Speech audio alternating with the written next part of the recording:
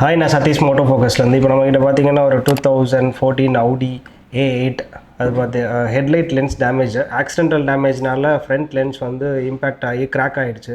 So இதில் வந்து water and dust வந்து உள்ளே போக ஆரம்பிச்சிருச்சு.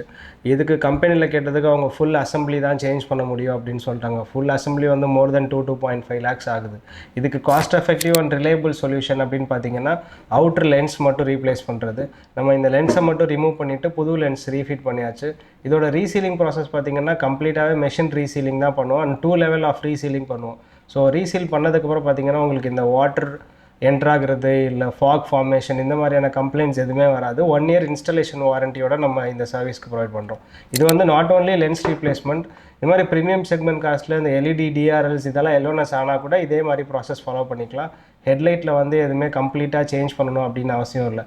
மாடல் ரீப்ளேஸ்மெண்ட் செப்பரேட்டாக பண்ணிக்கலாம், டிஆர்எல் ரீப்ளேஸ்மெண்ட்டும் நம்ம செப்பரேட்டாக பண்ணிக்கலாம்.